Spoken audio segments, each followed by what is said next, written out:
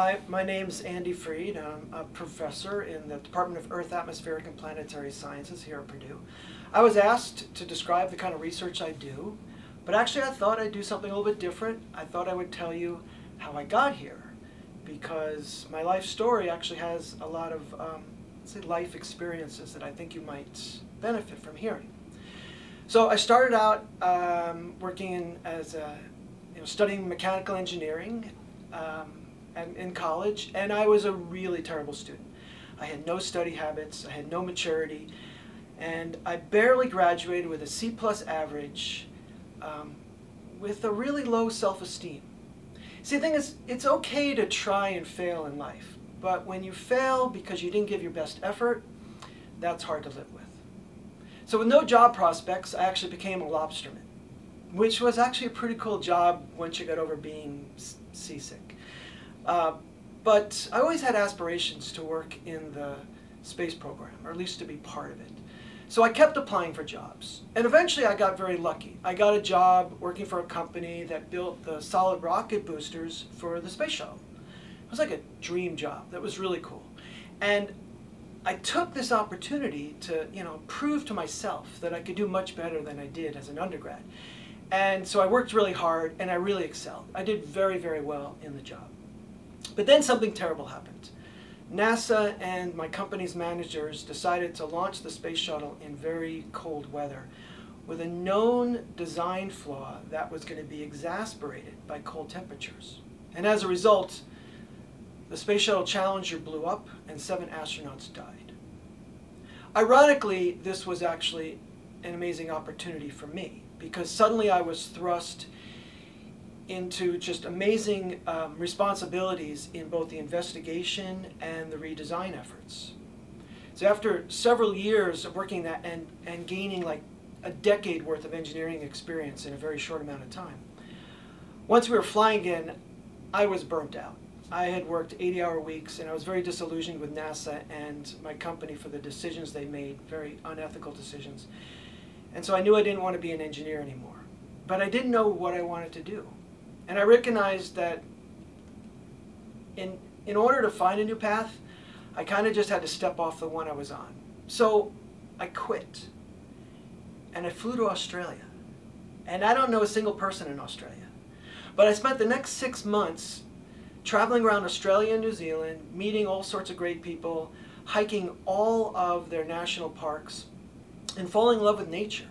And what I realized is I liked the engineering skills that I had developed, but I wanted to apply them to nature. Like, how do mountains get built? Why do earthquakes occur? How do planets evolve? So I flew back to the States. I went to Boston, and I went to MIT, where I didn't know anybody. And I literally walked into the their Department of Earth, Atmospheric and Planetary Sciences, and I looked for the first open door for a professor. And I found one. And I walked in and I introduced myself and I told him my background, and I said, is there a field where I can apply these engineering skills to planets? And he said, yes, it's geophysics, and your skill set would be really great. And we talked a lot. He introduced me to just everything. And based on his advice, he had me go to the University of Arizona to work with a very world-famous planetary scientist who was very impressed with my engineering skills, which was a long cry from what my original undergraduate professors would have thought of me at the time. So I graduated, got my PhD, and then that same MIT professor invited me. It turned out he was the principal investigator of the Messenger spacecraft, which was on the way when I talked to him years earlier.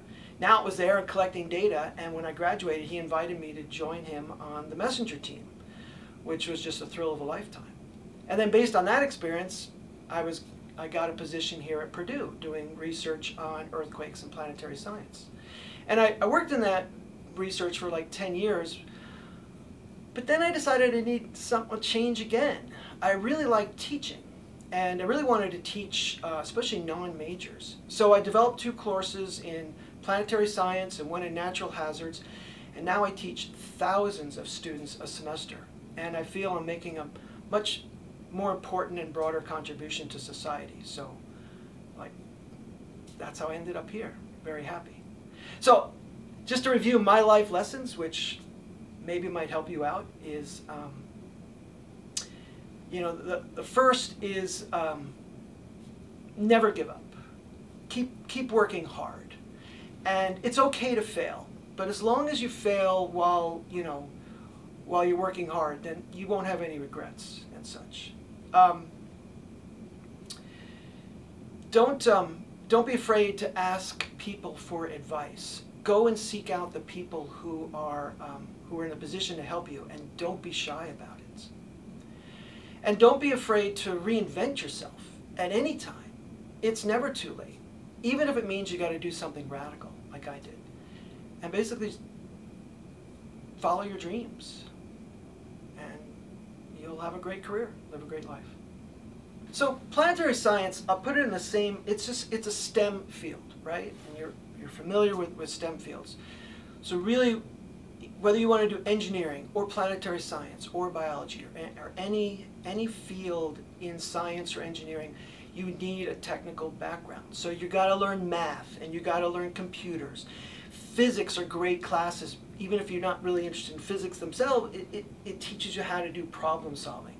So really get those technical skills. If you, even when you start them in high school, continue them in college, and those skills will allow you to move around, to change to different areas of STEM, because they're all related. They're all problem solving with math and programming, and so that's just my advice to you: is stay quantitative.